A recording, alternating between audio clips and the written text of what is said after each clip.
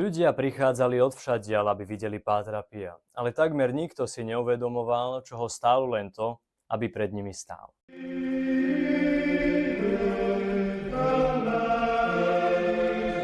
Vítajte na kanáli Po stopách Pátra Pia. Či ste tu po prvýkrát, alebo sa k nám vraciate, sme radi, že ste tu. Pred niekoľkými dňami cirkev slávila sviatok svätého Antona Paduánskeho.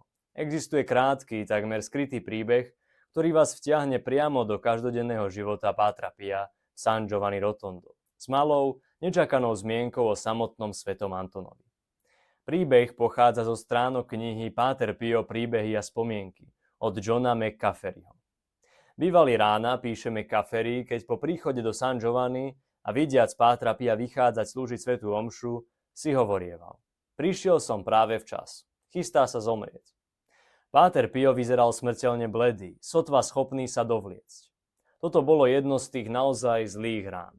Stalo sa zvykom, že v nedele, najmä keď bolo prítomné veľké množstvo pútnikov, sa Páter Pio objavil na chórovom okne na poludnie. Požehnal zástup zhromaždený na námestí dole a pomodlil sa s nimi anjel Pána. Túto konkrétnu nedeľu tam bolo viac ako 50 autobusov plných ľudí. Nehovoriac o tých, čo prišli autom, taxíkom alebo pešo. Námestie bolo preplnené a pestrofarebné v slnečnom svite a dvíhal sa z neho veľký, narastujúci šum očakávania. Predstavte si, že ste v tom dave. Všetky oči uprené na to jedno okno.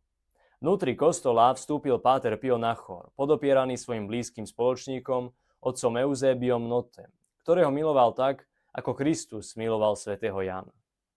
Páter Pio bol zjavne vo veľkých bolestiach, sotva schopný chodiť.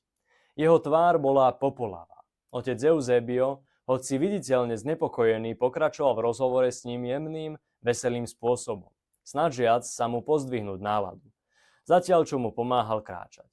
Zvyčajne ho dokázal rozosmiať ako nikto iný, ale tento raz nie. Z neznámeho dôvodu bol Páter Pio ponorený do hlbín. Možno niektorí z vás rozumiete takýmto chvíľam viac ako iní, keď potichu nesiete zápasy, cítite sa vyčerpaný spôsobom, ktorý nikto okolo vás úplne nevidí. Jednou z krásnych vecí tejto komunity Po stopách Pátra Pia je vedomie, že sa modlíme jeden za druhého a spoločne zverujeme tieto bremená pod duchovnú starostlivosť Pátra Pia. Ak niekedy pocítite túžbu prehlbiť svoju účasť v tejto modlitebnej rodine, viac sa dozviete cez odkaz v popise nižšie. Späť na chóre však otec Eusébio pokračoval vo svojom tichom, živom prúde poznámok a pomáhal Pátrovi Piovi obliecť si albu. Pritom mu rozsuchal vlasy. Keď sa Páter Pio začal pomaly a bolestne presúvať k oknu, otec Eusébio náhle zvolal: Nie, ešte nie, chvíľočku. Siahol do vrecka svojho habitu a vytiahol malý hrebeň. Úbohý Páter Pio tam stál ako dieťa, kým mu upravovali vlasy. Keď skončil, otec Eusébio ustúpil s veľkým láskavým úsmevom a povedal: Choďte teraz, Páter, ste obrazom svätého Antona. A prvýkrát v to ráno Páter Pio reaguje. Vydal jedno z tých spontánnych, tlmených zachrčaní smiechu nad takou drzosťou. Potom sa sprúžil a vyšiel vpred, aby objal čakajúci zástup tým svojim vrúcným, otcovským požehnaním, ktoré každý prijímal, ako by bolo dané osobne jemu alebo jej. A v skutku také aj bolo.